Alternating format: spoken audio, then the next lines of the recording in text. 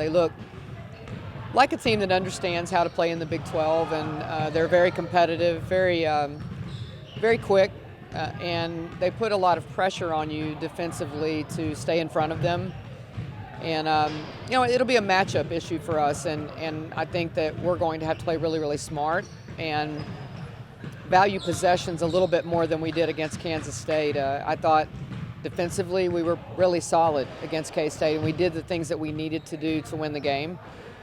On the flip side of that, just didn't value enough possessions, so I thought that it kept us from extending a lead that we should have been able to hang on to. Karen, can you talk specifically about turnovers and just kind of observing things? How do you address turnovers with your team specifically without making them tentative? Yeah, it's hard. It's a fine line because you don't, in particular our team, I don't want them to be tentative. And I think that we play so much better when our guards feel like they can make plays and they feel like it's okay to take some shots and be aggressive. I think that they just have to understand that every team is going to play us a little bit differently. And as we evaluated what we thought would be open against K-State, they clogged it a little bit more. They did a really good job, I thought, of making us think there was some penetration, but then they closed it pretty quick. Took too many dribbles, and they're very active with their hands, as is Kansas. So, we try to work on it every day in practice. I mean, we let these guys get after them purposely so that we can try to value the ball. We do drills that try to emphasize value of possessions and loose balls. I think some games we're really, really good at it, but then some games it's like we're in the ozone somewhere and we don't carry it over, and we'll continue to work on it. I wouldn't say that we've mastered that yet.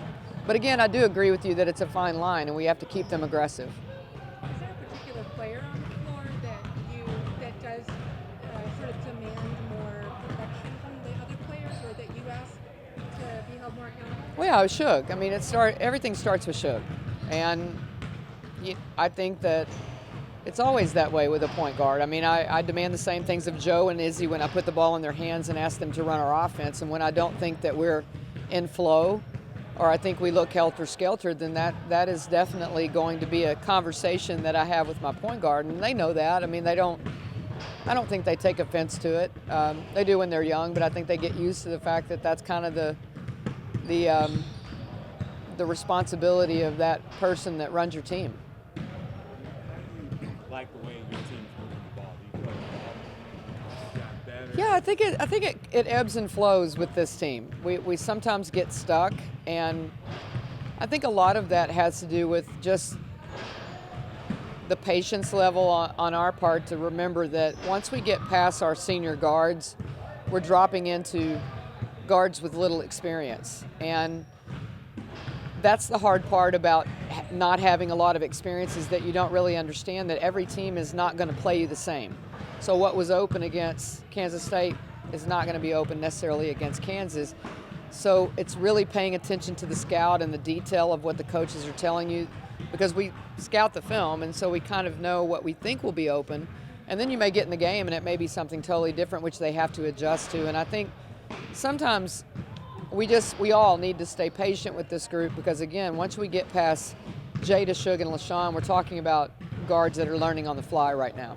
And I like the way they're playing. I don't want to be critical at all. I like their energy, and I like the fact that they're not afraid to make plays, so I don't want to keep them from doing that. Speaking of guards learning on the fly, Celeste had obviously a really good game for you guys on Sunday and honored by the conference on Monday. What has she kind of shown you in her development these last few weeks of conference play has gotten really going?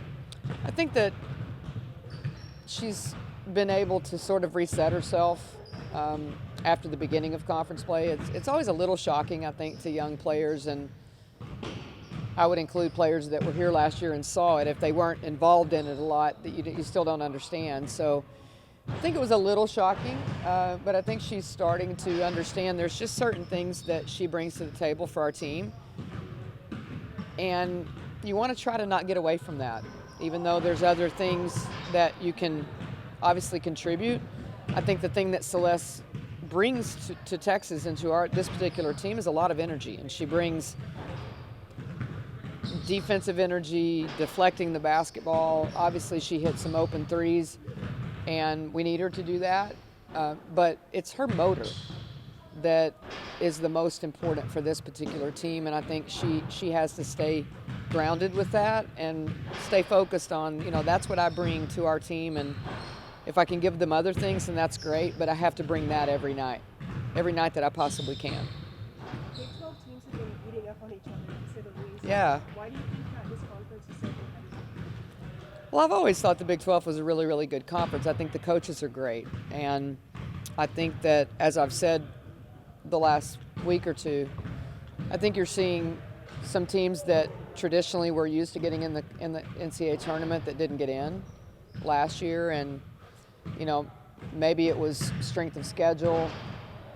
I think everybody addressed strength of schedule, or the teams that definitely thought they had a realistic shot of getting in definitely addressed that, and I think you're just seeing a sense of urgency with more teams across the board.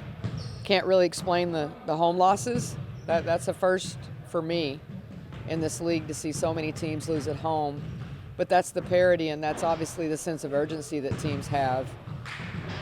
Senior-laden teams with a lot. I mean, you look at a TCU that has really experienced senior guards, and they're playing really well. They're playing like this is it. And Oklahoma's a little bit older, and then West Virginia has very experienced guards now, and I think that you just see a sense of urgency with a lot of the teams. Tomorrow, The way your guys' schedule is set up, it's one of those weird things where you guys have to completely adjust in the middle of the winter break. How difficult is that if it is difficult at all, to adjust your schedule and then adjust back once today comes and they're back in class and doing all that stuff? Yeah, it's a long break, and it caught me off guard a little bit last year because the break is about a week longer than it traditionally used to be. And last year, I think it snuck up on us a little bit what going back to class after such a long break would feel like. We did some different things this year. I mean, we got up early and practiced some. I didn't let them sleep in. We did some community service as a group, and I think we did some workshops, social media workshop, just some different things that kept their minds working and outside of basketball, obviously. And I thought it was better, to have some things to keep them sort of moving around and waking up early and those types of things. So I think we're in a better place. I feel like we're in a better place, but I think we're a little more prepared for it than maybe we were last year because, again, most teams have already been in school for a while. Karen, not many programs can say that they are going to be shooting for 1,100 wins tomorrow, and It's awesome. You can, and Texas can. Do you talk to the players, and what's been your message to the players about just the legacy and the game coming up with the chance to have 1,100? Yeah, I think that we talk a lot about being at Texas in general, and they look at this building every day and they see the players that played in front of them, and we talk a lot about legacy in a sense of, especially with seniors, what are you remembered by? And I think that's almost more important as they get a little bit older and they start to realize, is anybody going to remember me, and did I leave fans in particular something to think about and remember me by? And we'll talk a little bit more about that. I think our players really appreciate the legacy of Texas basketball and the tradition. I think that they try to own it, and more than anything, I want them to be remembered. I think that as we move along here, I think the fans are starting to feel like this team is getting fun to watch and one that they can appreciate when they come to the arena. And to me, that's the most important thing of all. When our fans show up, do they appreciate the product? I mean, do they leave and go, you know what, I enjoyed watching them play, and I'm going to bring someone back with me because I liked the way that they played. And that's really, really important to me because we represent something so much bigger, and the fans are the most important thing to me. And I just want them to appreciate the way we play, and I want our players to understand that needs to be really important to them.